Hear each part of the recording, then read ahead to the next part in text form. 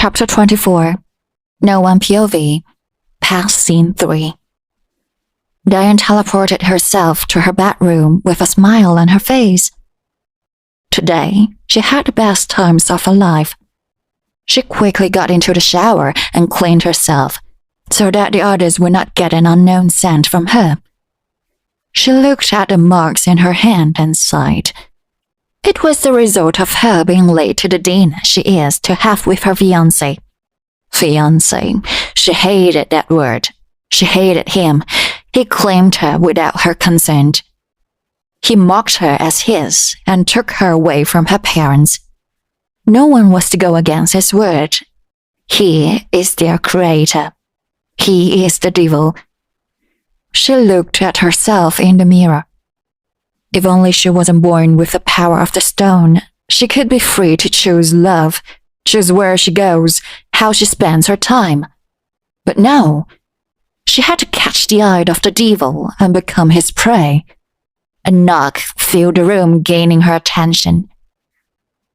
Princess Diane, High King Devil has come to see you. He requests your presence in half-hour. He told to dress properly and wear the crown. A maid said from the other side, as she sighed. Yes, thank you, she said as she put the stone on the table before making way to her dresser. She found the stone from the devil's garden a month ago. She didn't know what was it, but it was beautiful, so she took it. She was playing with it and reading a book about another world when the stone magically transported her to the cave with a beautiful scene. Before she met Azivir, she thought it was part of her imagination. She looked at the dark moody closet of hers. She hates it. It gives a feeling of sadness and loneliness.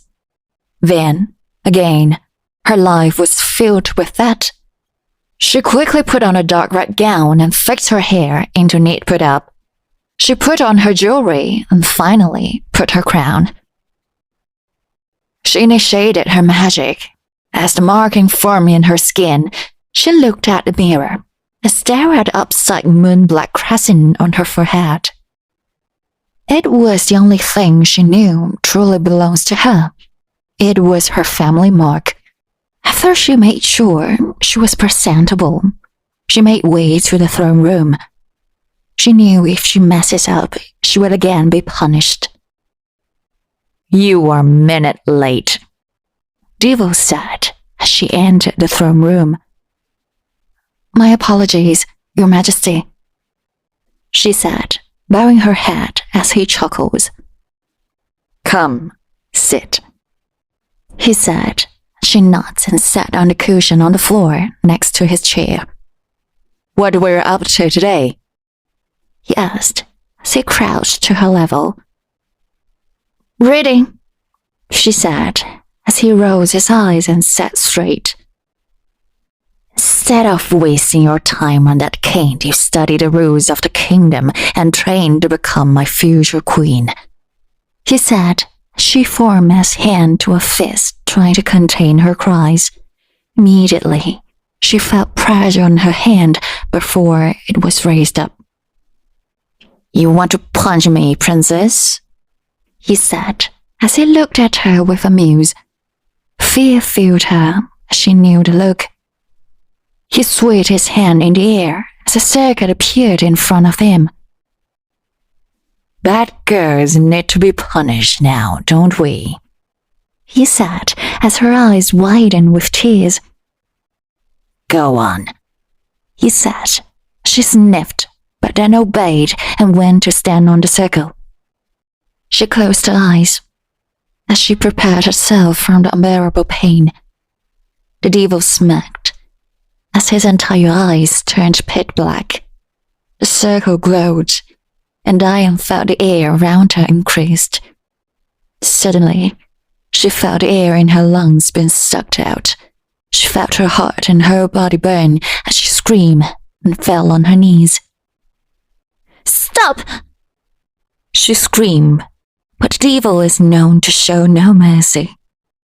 She cried as pain increased, Before she started to feel dark spots in front of her, the pain died down and she fell on her knees, weak and gasping for air. Nobody will help her. She will go to her room like a good girl without anyone's help. Also, no food for the day. She's also not to leave her room. Complete isolation. He said, as the other nodded as they looked at the princess with sadness. Go to your room, Diane, the devil said, as she swayed and stood on her shaky leg. She bowed in respect, lost balance and stumbled. Hurry, I have no time to waste, he said, as she tried her best not to cry. She limped her way to the other end of the castle where her room is located. Once she closes the door to her room, she slides to the ground and put her knees close to her chest and cried. Her eyes went to the stone on the table. I want to see him, she said, as her mind fills with the time spent with the young prince. She smiled at the memories made with him. She felt happy and content with him. He looked at her with admiration, and she loved the way his dimple shows when he smiles. She wants to see him, but she can't. Not in this condition. She needs to heal, which is impossible. Punishment by the devil will never heal. At least, she can sleep and get some energy back. She went to the closet and took a bag Xavier gave her. It was filled with delicious so-called fruits. When Xavier gave her one, she was surprised by how sweet and amazing it tasted. All her life she had only bland and spicy food. Almost all were meat-based. She smiled as she ate almost all of it. She felt happy eating with something of a different taste. Once she filled her stomach, she went directly to bed. It was hard for her to sleep. Her body was aching and pain filled each end of her body. But she forced herself to sleep. It is the only time she will heal, and she needs to do it, just so she can see him again. Chapter 25. No One POV.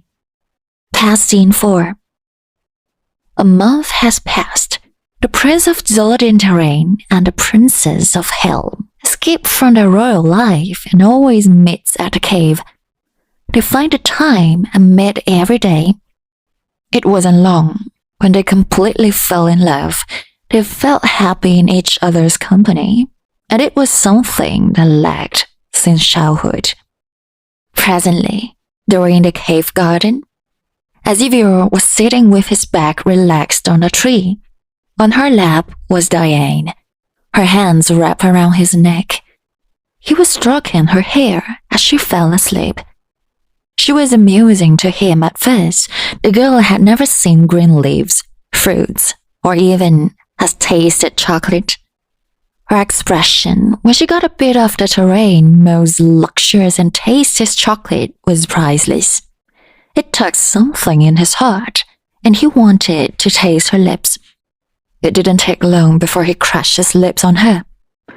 At first, she froze, tensed, making him move back. He apologized and looked away, but her hand too in her face before she crushed it to his. Xavier felt many emotions at that very moment. He was never interested in women and always ignored them as they lusciously stared at him. He was always the guy who wanted an adventure in life, but then he met her. It was his first kiss and it felt perfect. He didn't know much about kissing, but he let his guts take control as he bit and pulled her lips. They separated from themselves with a smile on their faces. It's the first time I felt happy in it, she said, as he looked at her confused. When he asked her what she meant, she only smiled sadly and shook her head. Xavier was always worried about dying. Has still not told her anything. Every day she visits, she would have a new mark on her body. She had brought it up more than once, but she just brushes it off. He was getting frustrated for being in the dark, but he had no choice but to wait. He looked down at the Sleeping Beauty and smiled, kissing her forehead. His lips lingered on her forehead for a few minutes before withdrawing hesitantly. She mumbled as his lips left her forehead. Did I wake you? He asked. She opened her eyes and smiled at him. No, she said as she gave a yawn. How long was I asleep? She asked as he smiled at how adorable she is when she woke up. About an hour or so, he said as he looked at her with love and affection. Dying? He whispered as his face moved closer to hers. She looked into his silver eyes as if in some kind of trance. He firmly pressed his lips to hers and smiled before moving to her neck. He kissed the spot just below her ear and sucked as an involuntary moan left her lips. He smiled at that and kissed the same spot before looking up at her. I love you, he said as both their eyes wide. Shit, I didn't mean to. He groaned. She looked at him in shock. I'm sorry. I know it's soon. Lord, I sound like a creep. He said, covering his face, but he looked up shocked when he heard giggles. His eyes widened at the sound, and his heart beat fast. It was so beautiful. Different from the other giggles she gave. You're so cute when you stutter, she said as his eyes widened. Oh, my lord, you're blushing, she said as he stared at her smiling face. I love you, he said again as she stared at him. I really love you. I know it's soon, but I love you, he said as she kept staring at him. I'm not one for you as viewer. Loving me will only cause you harm, she said. She looked away. Why? He asked as he looked at him with tear-filled eyes. Tell me one thing. Do you like me? He asked. She kept looking at him. She stopped looking at him. Just tell me if you like me. At least a little, he said again, wiping her tears. I do, she said as his eyes widened. You do? He asked as she smiled and gave a small laugh. I do, she said as she pecked his cheek. Oh, you do, Princess Diane. A voice dark echoed around as her eyes widened in fear.